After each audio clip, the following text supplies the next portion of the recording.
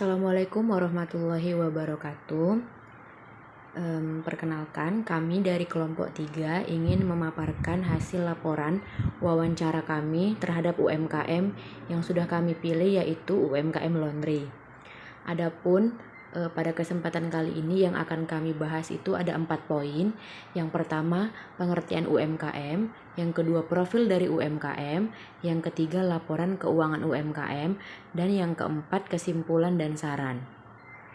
Baiklah, langsung saja kita masuk ke topik yang pertama, yaitu pengertian UMKM. Pengertian UMKM. Menurut Undang-Undang Nomor 20 Tahun 2008 tentang Usaha Mikro, Kecil, dan Menengah atau UMKM. UMKM adalah usaha produktif yang dimiliki oleh perorangan atau badan usaha yang memenuhi kriteria tertentu. Kriteria tersebut dibedakan menjadi usaha mikro, usaha kecil, dan usaha menengah. Usaha mikro, kecil, dan menengah menurut Undang-Undang Nomor 20 Tahun 2008. Yang pertama, usaha mikro adalah usaha produktif milik orang perorangan dan atau badan usaha perorangan yang memenuhi kriteria usaha mikro sebagaimana diatur dalam undang-undang ini. 2. Usaha mikro kecil adalah usaha ekonomi produktif yang berdiri sendiri yang dilakukan oleh orang perorangan atau badan usaha yang bukan merupakan anak perusahaan atau bukan cabang perusahaan yang dimiliki, dikuasai, atau menjadi bagian baik langsung maupun tidak langsung dari usaha menengah atau usaha besar yang memenuhi kriteria usaha kecil sebagaimana dimaksud dalam undang-undang ini. Yang ketiga, usaha menengah adalah usaha ekonomi produktif yang berdiri sendiri yang dilakukan oleh orang perorangan atau badan usaha yang bukan merupakan anak perusahaan atau cabang perusahaan yang dimiliki, dikuasai, atau menjadi bagian baik langsung maupun tidak langsung dengan usaha kecil atau usaha besar dengan jumlah kekayaan bersih atau hasil penjualan tahunan sebagaimana diatur dalam undang-undang ini. Selanjutnya akan dilanjutkan oleh teman saya. Baiklah, selanjutnya kita akan membahas tentang pengertian UMKM. Menurut PP Nomor 7 Tahun 2021, usaha mikro merupakan usaha produktif yang dimiliki oleh orang perorangan dan atau badan usaha perorangan yang sudah memenuhi kriteria usaha mikro yang sebagaimana telah diatur dalam peraturan pemerintah ini.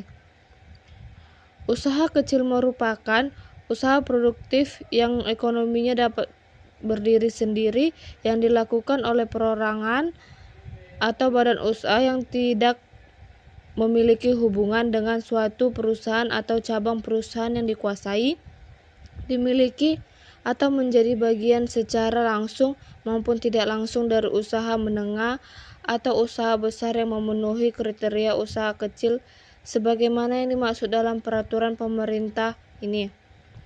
Usaha menengah merupakan usaha produktif yang ekonominya berdiri sendiri yang dilakukan oleh orang perorangan atau badan usaha yang tidak memiliki hubungan dengan suatu perusahaan atau cabang perusahaan yang dikuasai, dimiliki, atau menjadi bagian baik secara langsung maupun tidak langsung dengan usaha kecil atau usaha besar yang memenuhi kriteria usaha menengah sebagaimana yang telah diatur dalam peraturan pemerintah ini.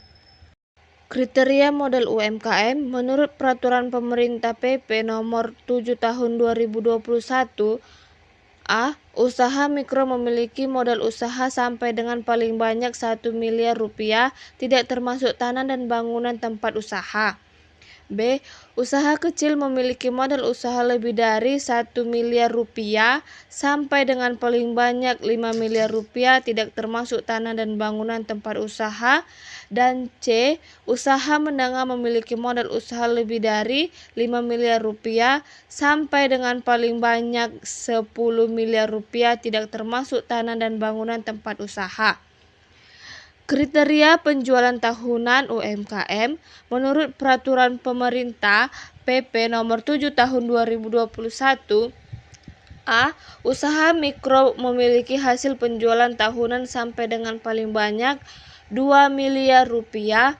B. Usaha kecil memiliki hasil penjualan tahunan lebih dari 2 miliar rupiah sampai dengan paling banyak 15 miliar rupiah.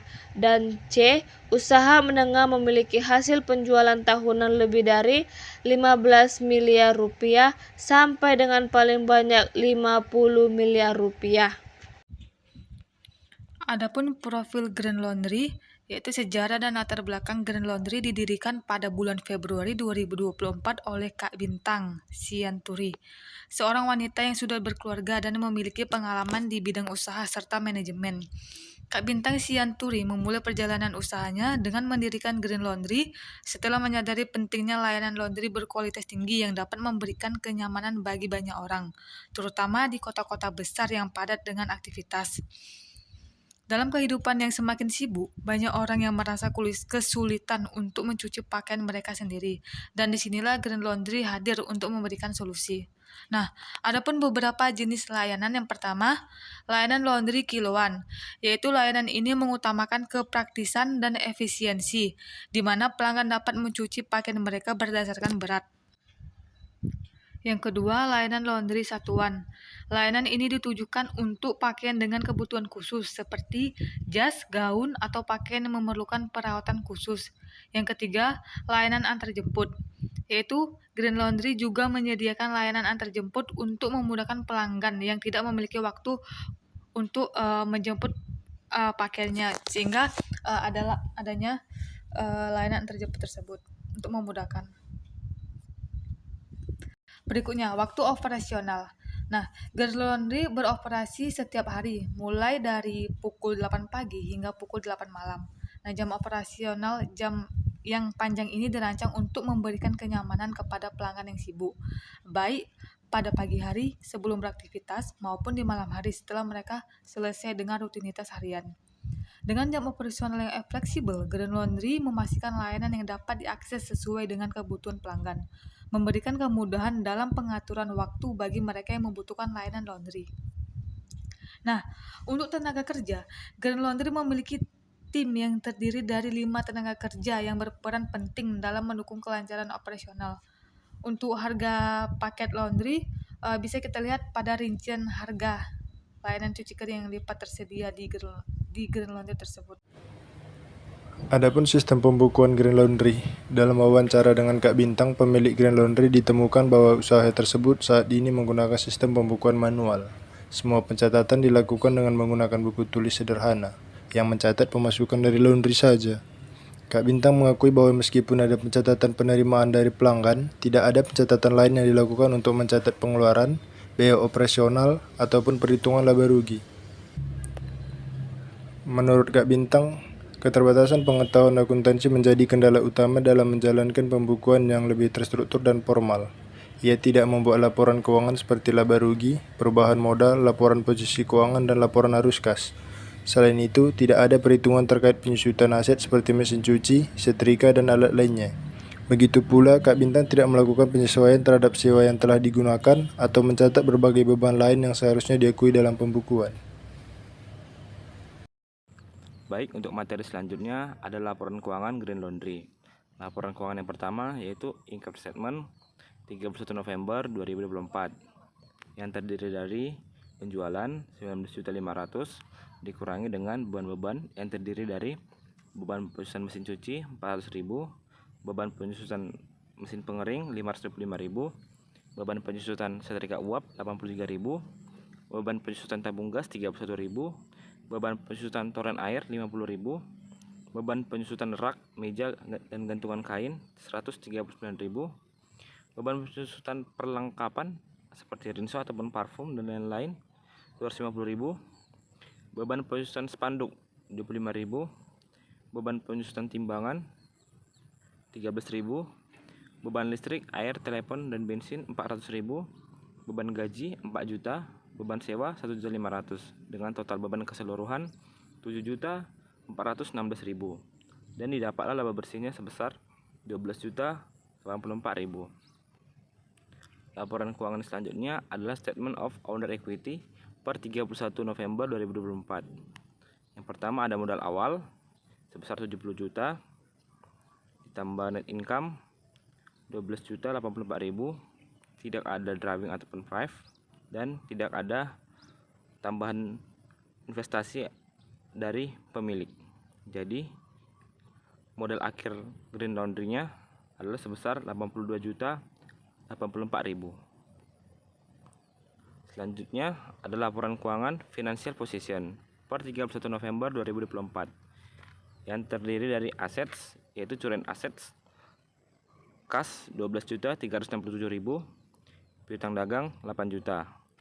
Lalu ada mesin dan peralatan yang terdiri dari mesin cuci sebesar 20.400.000, mesin pengering 26.775.000, peralatan 11.050.000 yang dikurangi dengan akumulasi pencucian mesin cuci 400.000, akumulasi pencucian mesin pengering 525.000, akumulasi pencucian peralatan 83.000. Lalu terdapat other assets, yaitu sewa dibayar muka sebesar 4.500.000. Maka total assetsnya adalah 82.084.000. Lalu selanjutnya ada liabilitas yang owner equity, di mana liabilitas sebesar Rp0 dan modal pemiliknya atau equity-nya sebesar 82.084.000. Laporan keuangan selanjutnya yaitu statement of cash flow per 31 November 2024 yang terdiri dari arus kas dari operasional, yaitu kas diterima dari customer sebesar 19.500.000 dikurangi pembayaran beban dan pembayaran kepada kreditur sebesar 4.650.000, maka dapatlah arus kas bersihnya dari aktivitas operasi sebesar 14.850.000. Lalu ada arus kas dari aktivitas investasi sebesar Rp0 dan arus kas dari aktivitas pendanaan yang terdiri dari kas diterima dari pemilik investasi sebesar 70 juta dikurangi dengan penarikan kas oleh pemilik Rp0, maka dapatlah arus kas bersihnya dari aktivitas pendanaan sebesar 70 juta rupiah. Maka dapatlah arus kas bersih dan saldo kas per 30 November 2020, maksud saya 2024, yaitu sebesar 84.850.000. Kesimpulan, Green Laundry sebagai salah satu usaha mikro kecil dan menengah atau UMKM di bidang laundry yang memiliki potensi yang besar dalam memberikan layanan yang efisien dan berkualitas tinggi bagi masyarakat. Namun, operasional dan pembukaan diterapkan masih sederhana dan terbatas dengan sistem pembukuan manual yang hanya mencatat penerimaan dari pelanggan tanpa memperhitungkan pengeluaran dan laporan keuangan lainnya. Keterbatasan pengetahuan akuntansi menjadi hambatan utama dalam mengelola pembukuan yang lebih profesional dan terstruktur. Tanpa adanya laporan laba rugi, laporan posisi keuangan, dan laporan perhitungan penyusunan aset, pengelola usaha tidak dapat mengetahui secara pasti kinerja keuangan dan kesehatan usaha Green Laundry. Demikian penyampaian materi kami. Terima kasih.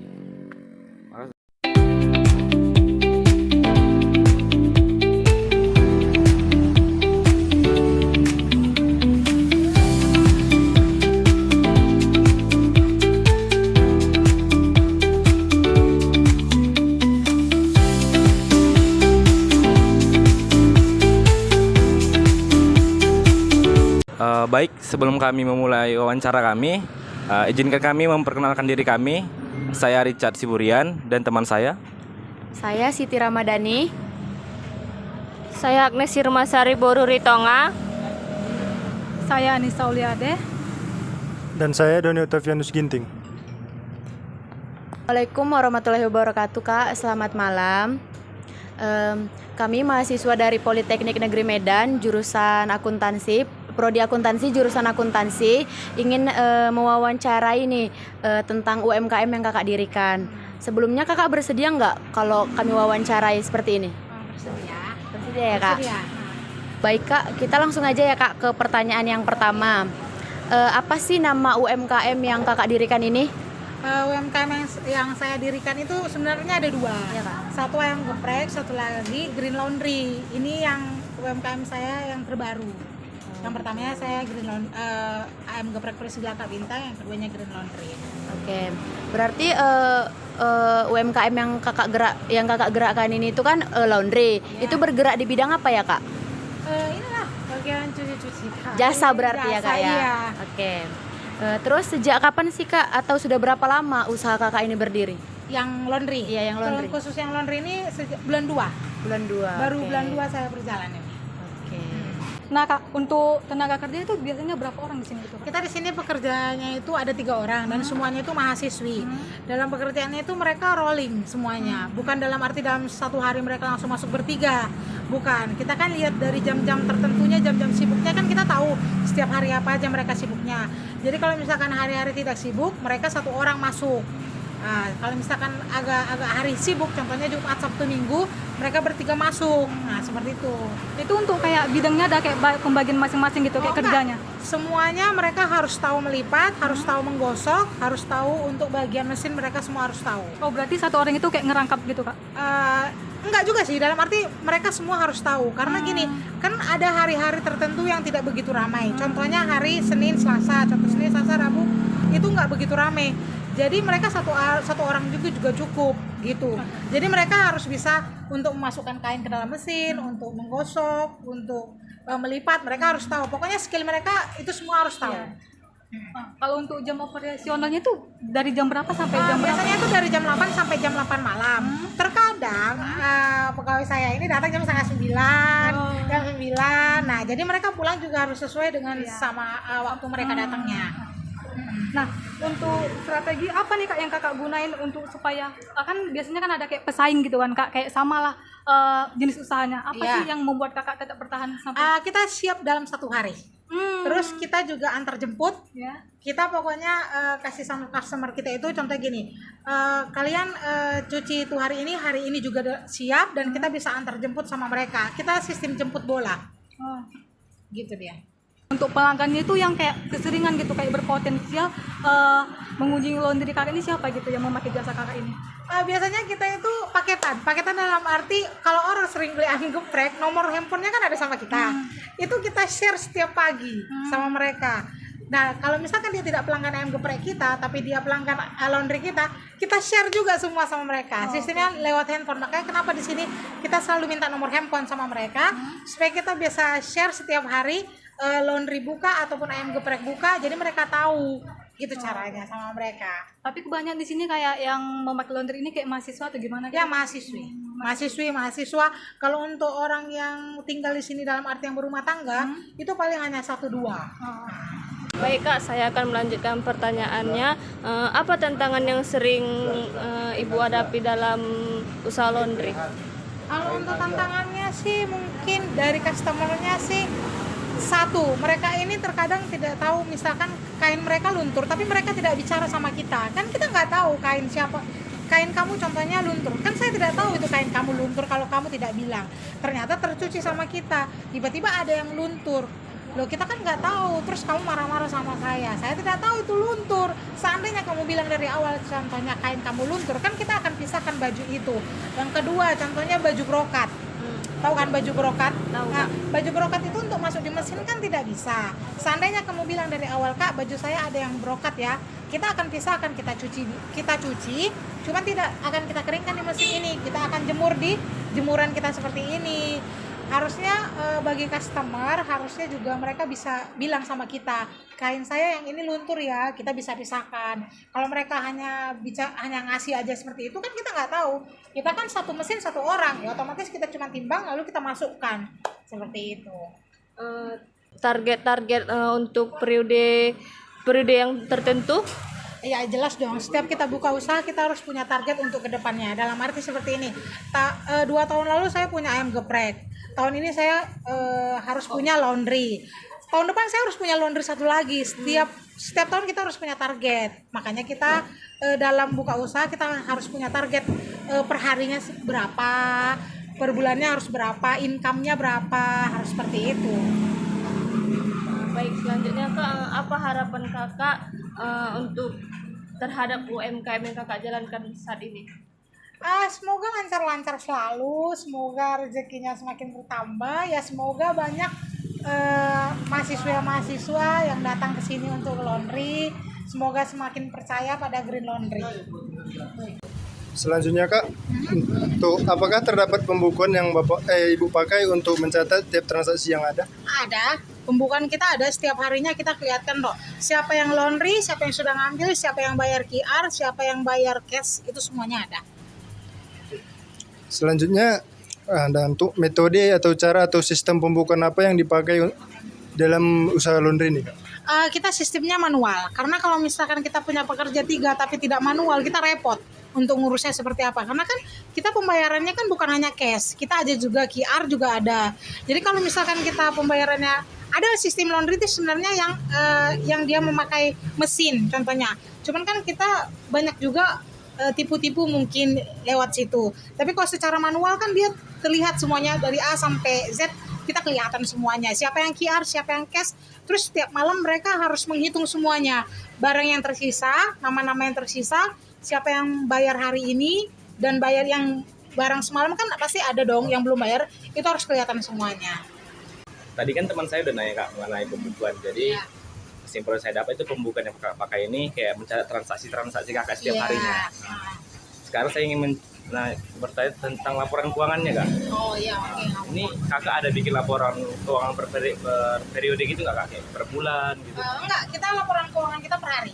Oh, per hari ya Kak? Iya, kita per hari itu harus ada pengeluarannya seperti apa, pemasukannya berapa, kita harus ada.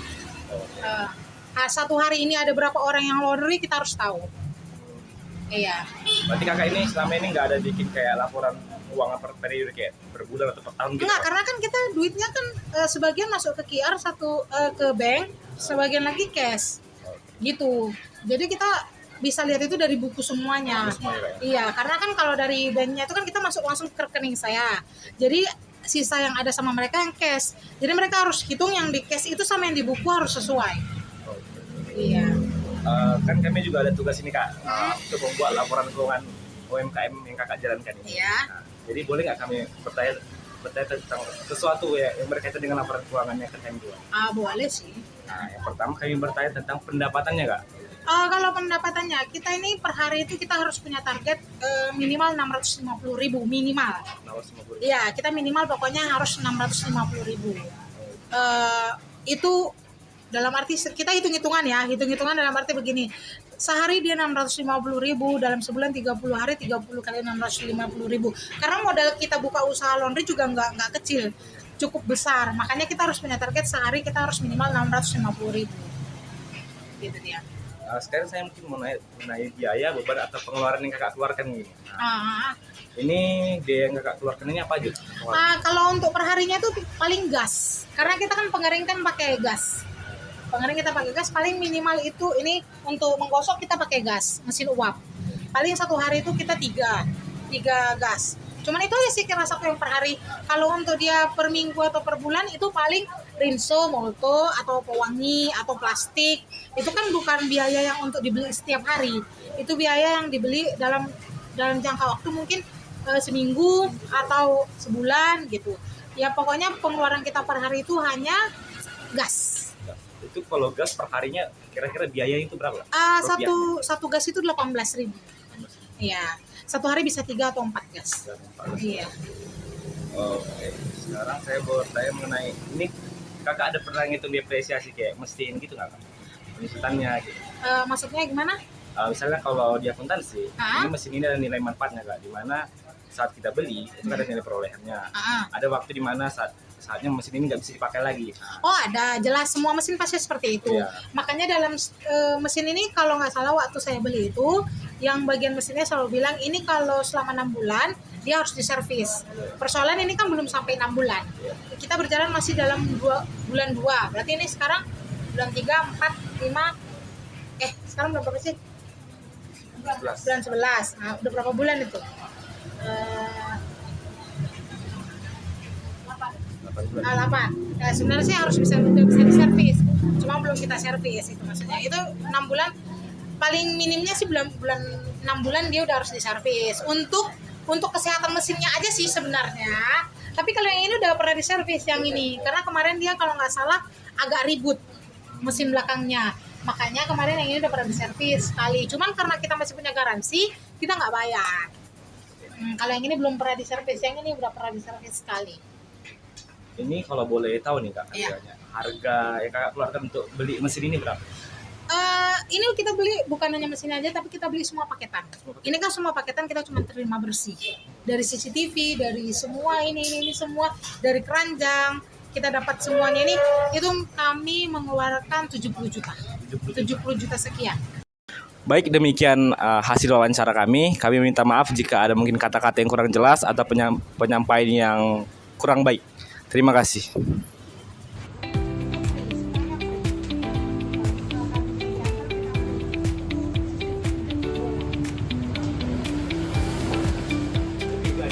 Kalau kalian mau nyuci daerah sini, pergi ke Green Laundry ini. Murah, bisa diantar bersih. Ya kan, Kak?